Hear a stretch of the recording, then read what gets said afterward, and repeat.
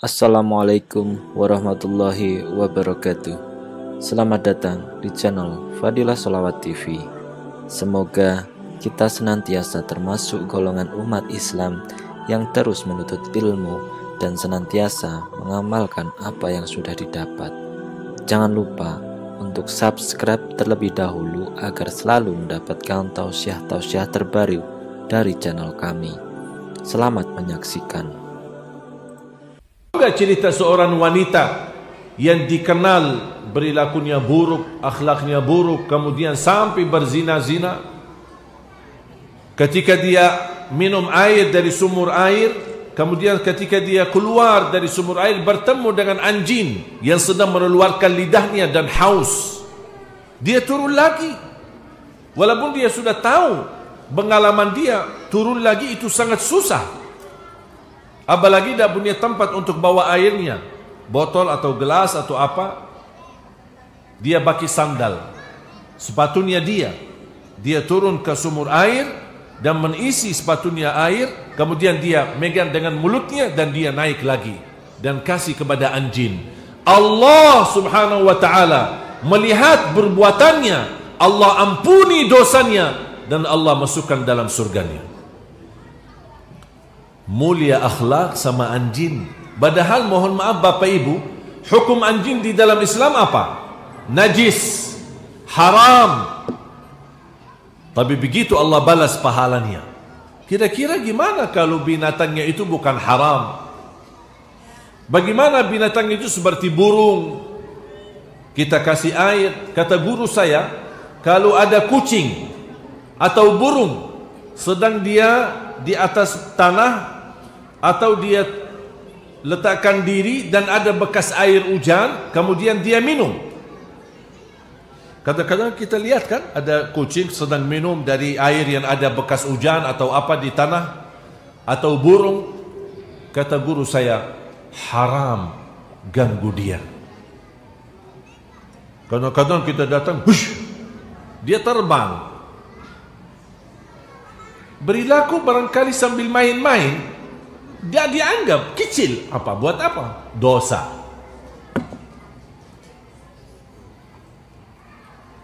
Menunjukkan orang binatang sedang minum, dia menikmati daripada kita lindungi dan kita minta anak-anak kita tahan dulu nak, biar kucingnya habis minum dulu.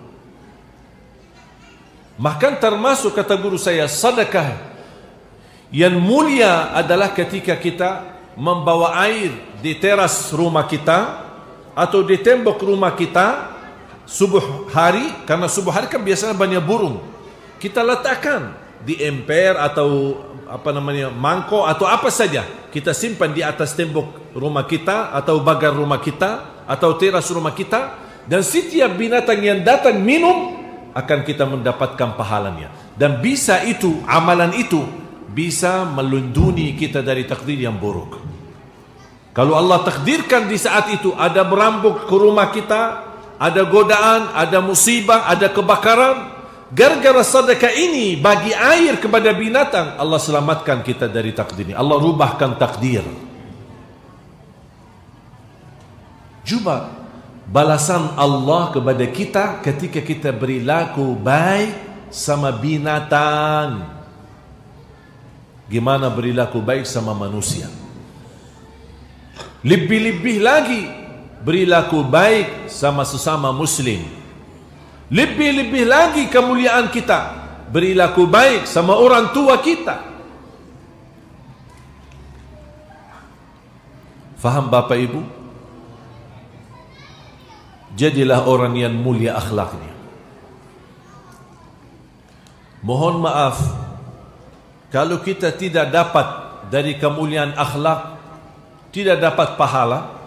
Anggap ya, mohon maaf ya, anggap kemuliaan akhlak tidak ada pahalanya, tidak dapat darjat tinggi di surga, tidak dapat apa-apa dari Allah, cuma dapat satu, menjadi orang terpilih dekat sama Rasulullah. Menurut saya itu cukup. Siapa yang tidak mau dekat sama Rasulullah?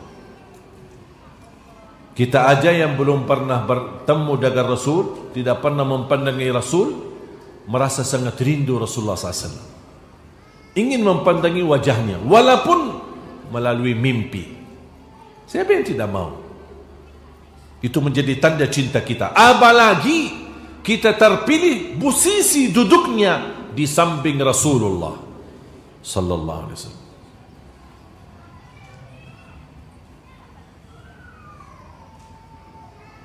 Ketika saya baca satu hadis, seorang wanita tanya sama Rasulullah, saya punya suami sudah wafat, saya masih sangat muda, istilahnya masih bisa nikah, dapatlah jodoh nikah sama laki-laki lain. Suami saya sudah lama wafat, boleh enggak itu? Boleh kan? Kalau ada seorang wanita sudah suaminya lama meninggal, pingin nikah, boleh enggak? Atau jangan bu, khianati suaminya mana? Kok dibilang berkhianat? Kalau khianat, kalau suaminya ada, kalau suaminya tidak ada, bukan namanya khianat. Dia nikah. Muncullah sebuah pertanyaan datang kepada Rasul, ya Rasulullah,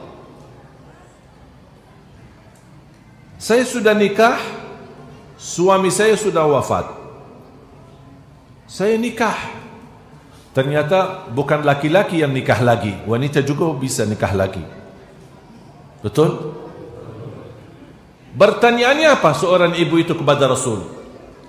Saya sama siapa nanti di surga? Penasaran kan? Kalau kita belajar, kita bersama keluarga di surga kan? Tapi gimana posisi seorang perempuan yang suaminya 2 atau 3? Saya kenal ada satu perempuan suaminya 17. Saya tidak tahu apakah suami yang kurang suka dengan dia atau dia kurang suka dengan suami. Cerai, begitu habis iddah langsung dia nikah lagi. Cerai habis iddah nikah lagi sampai 17. Saya kenal baik, saya kenal. Tapi bukan di sini, di Arab ya, bukan di Indonesia. Ada di negeri sana. Jadi bagaimana posisi seorang wanita yang Allah menjanjikan akan dipertemukan dengan keluarga di dalam surga? Terus bagaimana posisi wanita yang suaminya lebih dari 1? Dia sama siapa nanti? Tidak mungkin dia semua bersama suami-suami semua bergauli, tidak boleh. Apa jawab Rasulullah SAW? Dia bersama yang termulia akhlaknya. Subhanallah. Ternyata kemuliaan akhlak itu pengaruh. Sampai Allah menjadikan mereka bertemu kembali di dalam surga karena kuncinya kemuliaan akhlak. Bukan karena siapa yang terkaya, bukan siapa yang berilmu, bukan siapa yang ustaz, bukan siapa yang prof, bukan siapa jabatannya, enggak. Mungkin ada seorang, mungkin ilmunya besar, dia ulama di luar di mata orang, tapi buruk akhlaknya di rumahnya sendiri. Na'udzubillah min dzalik.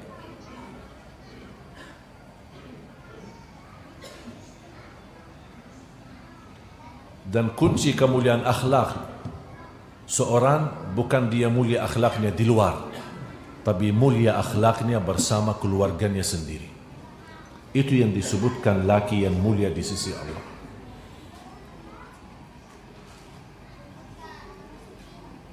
Belajar Bapak Ibu menjadi orang yang baik, walaupun mohon maaf sama orang yang menzalimi kita.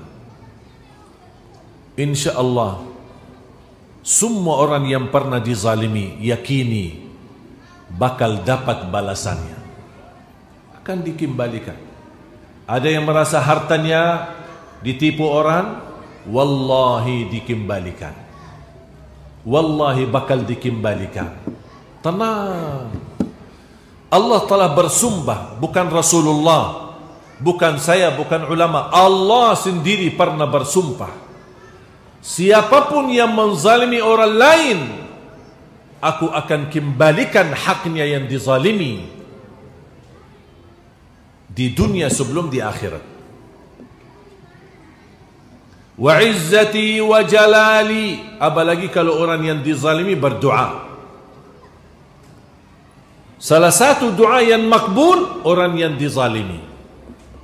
Makbul, tidak ditolak. Dan ketika dia mengangkat tangannya bermunajat kepada Allah karena orang ini menyakiti hatinya, menyakiti perasaannya, menzalimi dia dengan sikap dan akhlaknya, atau dia membawa isu fitnah, dan dia bermunajat kepada Allah, ya Allah, ini orang zalimi saya. Dan Allah tahu dan maha tahu sebenarnya cerita itu apa, dan ternyata betul di mata Allah itu orang menzalimi orang lain. Kata Allah, wa izzati wa jalali, demi kemuliaanku dan keagunganku, aku akan segera tolong orang yang dizalimi dan mengambil haknya dari orang yang menzaliminya.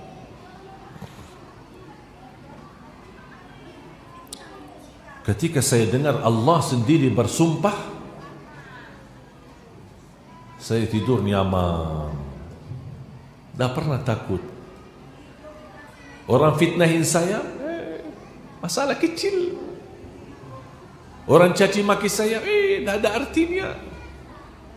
Bakal dapat dia gilirannya, bakal dia difitnah, bakal dia dicatuhkan, bakal dia dihina. Tapi bukan saya, tapi prosesnya cara Allah, bukan cara saya. Saya tidak mau ambil hak saya. Saya bisa bela diri, saya bisa menghadap orang, saya bisa berantem, saya bisa berkelahi sambil ambil hak saya. Tapi saya tidak mau mengambil hak saya dengan cara saya.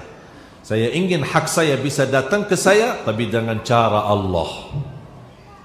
Makanya selalu saya banjatkan kepada orang yang terbukti menghina saya, menzalimi saya, atau apa saja, saya selalu banjatkan doa, hasbi Allah wa ni'mal wakil. Artinya apa?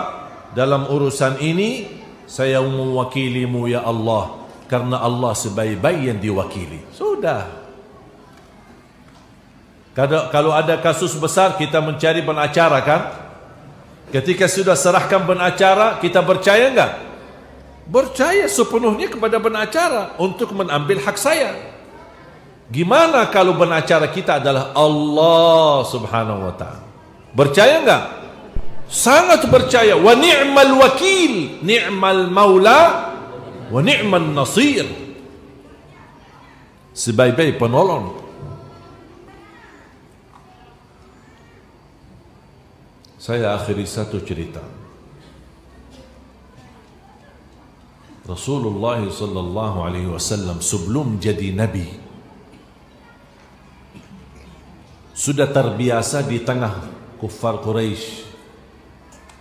Tahu enggak Bapak Ibu, umur Rasulullah hidup di Makkah lebih panjang daripada umur di masa dakwah. Masa dakwahnya berapa lama?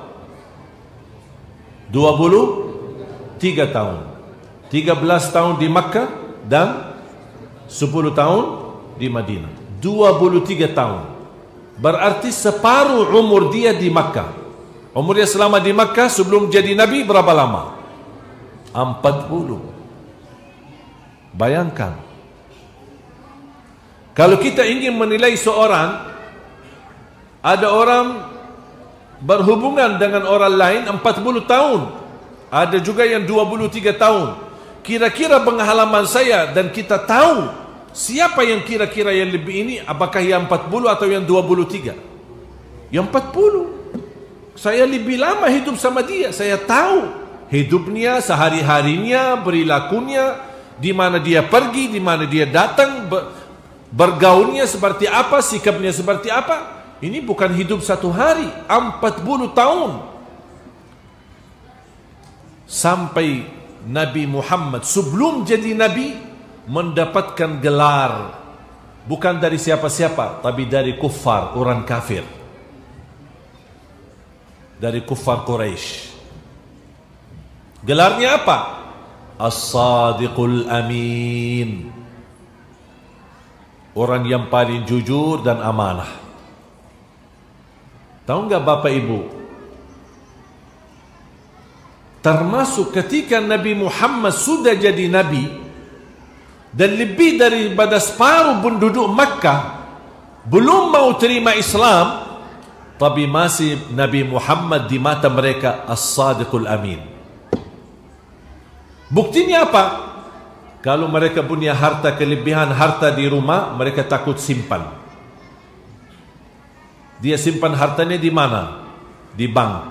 Bank siapa? Bank Muhammad. Mereka datang kepada Nabi Muhammad, mohon, saya percayamu, tapi saya tidak mau masuk Islam. Ini harta saya, tolong simpan, amanah. Rasul terima. Ini kafir. Dia kafir, tapi Rasul terima. Ketika waktu Allah izinkan Nabi Muhammad berhijrah, hijrah malam hari, dia mungkin dia datangi ke rumah orang, kembalikan amanah. Sudah malam, orang pada tidur. Dia panggil Ali bin Abi Talib. Wahai Ali. Padahal di masa itu, waktu hijrah, kuffar Quraisy sedang sepakat untuk membunuh Nabi Muhammad. Coba bayangkan. Bisa aja Nabi Muhammad sakit hati, bisa aja Nabi Muhammad merasa dizalimi. Kalian lagi meeting ya, lagi rapat ya, mau bunuh saya ya. Kalian lupa ya harta kalian ada di saya ya. Udah halal, halalan thayyiban, saya bawa lari aja. Ini sekarang zaman ini muncul seperti itu. Karena orang jahat, kalau kita dapat kesempatan ambil hartanya, ini orang jahat, tapi terus bagi kamu apa? Halal. Halal bagi kita. Nabi Muhammad tidak mau. Panggil Ali, wahai Ali, ini harta-harta si fulan, semua nama-nama masing-masing. Saya Allah izinkan untuk berhijrah. Besok pagi, mohon wahai Ali, kembalikan harta-harta mereka kepada mereka masing-masing. Ini musuhmu ya Rasulullah, ini musuh, bukan sahabat, bukan teman. Ini musuhmu. Tetap Nabi Muhammad berlaku baik, karena dia tidak mau dirusak nama As-Sadiqul Amin, orang yang paling jujur dan amanah. Kira-kira Bapak Ibu mau enggak dapat gelar itu di mata Allah SWT? As-Sadiqul Amin. Datang As-Sadiqul Amin, sudah pergi As-Sadiqul Amin. Dari mana As-Sadiqul Amin? Katamu siapa? As-Sadiqul Amin. Masya Allah. Itu yang kita butuhkan. InsyaAllah kalau kita terapkan seperti ini, saya jamin negeri kita insyaAllah ma'mur, aman, berkah. Dan dari sifat As-Sadiqul Amin, kita terapkan akhlak Nabi Muhammad, wallahi bisa jadi kun fayakun, Allah rubahkan nasib Indonesia. Sebagaimana kun fayakun, Allah kirimkan virus corona, semua dunia kencang. Jatuh ekonominya, jatuh politiknya, persoalan macam-macam, sampai sekarang belum bisa diatasi. Jangankan ekonomi orang biasa, ekonomi negara yang penghasilannya miliaran bahkan triliunan terganggu. Krisis. Gara virus kecil yang tidak bisa dipandangi oleh mata. Kun fayakun. Siapa yang berani melawan Allah, Allah akan kirimkan pasukannya. Di antaranya corona. Kecil. Kecil. Allah tidak butuh kirim pasukan besar. Allah tidak butuh kirimkan Namrud, Raja Namrud sombong, dan dia berkata saya bisa mematikan orang dan menghidupkan orang, dan dia melawan Nabi Ibrahim, dan dia membuat kezaliman yang luar biasa. Allah kirimkan apa? Tahu enggak? Nyamuk. Nyamuk. Nyamuk masuk ke hidungnya sampai ke kepalanya. Beberapa saat pusing. Gimana tahu enggak hentikan pusingnya? Obatnya apa? Supaya dia hilang pusing kepalanya. harus dipukul dengan sandal. Raja Namrud, obatnya dipukul dengan sandal. Semua orang ajudannya, pendampingannya tidak ada yang berani. Pukul saya, aku perintahkan kalian pukuli saya. Akhirnya semua ikut memukul, membantu dia mukul kepalanya. Habis dipukul, Adam diam, nyamuknya diam. Allah biarkan sesaat, pusing lagi. Karena masih nyamuknya di dalam. Kecil. Tapi sebenarnya basukan Allah bukan dipandangi dengan kecilnya atau besarnya, tapi di dalamnya kekuasaan Allah. Sampai dipukuli seperti ini, lama-kelamaan dia mati gara-gara terlalu banyak dipukul. Ya. Kun fayakun, selesai masalah. Siapa yang ingin dapat dahsyatnya kun fayakun dalam kehidupannya dan untuk negeri kita Indonesia, kita punya tugas. Rubah dirimu jadi lebih baik, akan Allah rubahkan semua takdir untuk menjadi baik bagi kita. Inna Allah la yughayyiru ma biqaumin hatta yughayyiru ma bi anfusihim. Allah tidak akan merubah nasib satu kaum sampai mereka mampu merubah dirinya sendiri. Berarti mulai dari kita. Jangan minta Allah rubah kalau kita belum rubah. Kalau mau wujudkan perubahan yang luar biasa, Allah akan wujudkan perubahan yang luar biasa. Tapi kalau anda merubah diri biasa-biasa, Allah juga merubahkan takdirnya dengan cara yang biasa-biasa. Tinggal kita milih, mau luar biasa atau biasa-biasa.